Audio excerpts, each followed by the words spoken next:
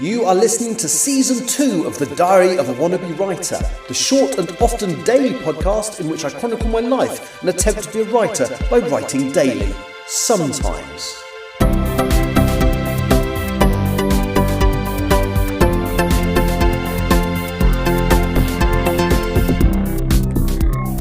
Hello, today's Monday the 13th of October 2025 and you're listening to The Diary of a Wannabe Writer.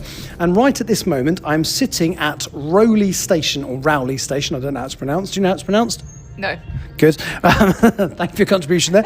Rowley or Rowley Station at Beamish, which is the Living Museum of the North. It's a bit like the Black Country Living Museum, only huge. And it's the reason, basically, myself and writer T.G. Campbell, author of the Bow Street Society books, www.bowstreetsociety.com, are here. So basically, this is somewhere we both have history with as kids. Yes, yeah. And it's somewhere you've always wanted to come. And because I kind of accidentally based my character Saywood in Newcastle. And I was looking for a day out for her and one of my characters to have. And I suddenly thought, well, if it's geographically accurate, a really good day out they could have would be to Beamish. So I wrote a chapter set in Beamish. And this trip is, well, it's mainly for the fun of coming to Beamish, but part of it is about, I suppose, me making sure I've got the geography correct. So what we did when we got here is we came down the steps and there's a lovely tram and a lovely bus waiting for us. So what did Andrew make us do? Make us do? It's not like my real name's Andrew or anything. Anyway, go on. Ignore that and walk in a completely different direction. Basically, yes, because I wanted to walk the route that my characters walked. And we did. About 10 minutes later, we'd found all the bits I wanted to find. And apart from, there's a bit which I thought was a block of toilets, which turns out is like a coal shed. So I'm going to have to rethink, because Saywood hides in one of the toilet cubicles, but it's not a toilet. So I'm either just going to have to accept the continuity error or say it's a coal shed and have her hiding in that. But yeah, so we did that. And then we basically jumped on the bus and went up to the 1950s town here, which is immense. I mean, what was the thing you really wanted to look at? The cinema.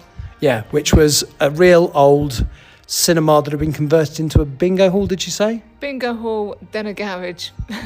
Oh, that's right. Yeah, she said that whoever bought it after it was a bingo hall used to store antique cars here. Yeah, and so Beamish, one of the things they do here is they like taking old buildings apart piece by piece and relocating them. So quite a lot of the time what you see will be authentic. Yeah. In the case of the cinema, it was a 1,000-seater cinema. They didn't need a 1,000-seater cinema on site, so they reduced it in size, took a couple of liberties with the shape of the thing, but basically it's the cinema as it was, but a bit smaller. They've got original features like stained glass. Yeah.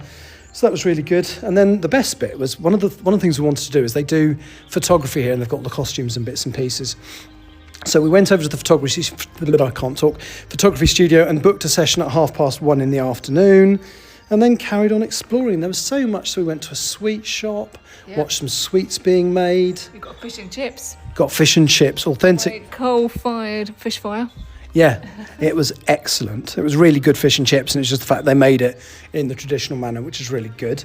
As I say, we're sitting in the train station now, but what you can hear in the background, hopefully, maybe, is the fairground. So you can hear is it Wurlitzer? Is that what they call that kind of music? Yeah, carousel type music. Yeah. That's what's sort of going on in the background. And yeah, so we've been to trying to think the other things we've been to a dentist surgery, an electronics shop. The bank, an old police. Well, it wasn't really a police station, it was police houses that had a police office in the middle. So the officers lived there, but you could also get their help as police because there was like an office between the two houses. Yeah, motorcycle garage. Yep. Absolutely tons of stuff. And I'm recording this at 2:45 at the station, just having a bit of a sit down because of my poorly hip. We also went to an emigration office. Yes. Where they offered to send me to Canada, which I was quite happy with, and loads of stuff. And then so we caught the bus. Did we catch a bus? Tram. Yeah. Tram down to the 1900s pit village where we had authentically made fish and chips, and then we walked back up and did a few other bits and pieces. So yeah, it's really. So what was your link with this when you were younger?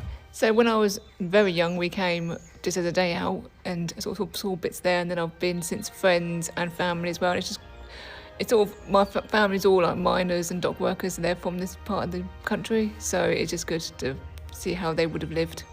Yeah. You absolutely love this place, don't you? This is my spiritual home, yes. If you lived closer, you would volunteer here. I want to live here, let alone volunteer here. So just to give you an idea, I mean, we haven't seen everything yet. We'll get most of it done by the end of the day. But there's a 1900s town, a 1950s town, a 1900s pit village, a 1920s village, a transport depot, a 1940s farm, a 1950s farm.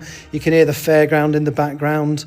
There's this train station. It's just, and there's so much. You've got like people in costume operating each exhibit, Yes. and they know their stuff. So the lady from the emigration office was talking about how the majority of people were emigrating to Canada, and she was showing us, you have to get all your worldly possessions in a trunk that big. Yeah. So it was really, really good. It's a wonderful day out. Not done any writing, but but what I have done is, I suppose, solidified in my head just that the little tiny bit that's set here for self-portrait is accurate geographically and stuff like that. And actually, we did some writing last night. So after we did the podcast yesterday, we stopped in a hotel, had to change rooms a couple of times because a cleaner hadn't shown up. So they were trying to juggle the rooms that were clean with the guests that were there. But the guy was very, very helpful. And then we had dinner and I wrote a few hundred words. And that'll probably be the plan today. And then tomorrow we're going home via Hardwick Hall. Yes, which is about halfway on the journey. So there we go. That's our plans. What are yours? It's a rhetorical question. I don't really care. Thank you so much for listening. I'll talk to you tomorrow. Bye-bye.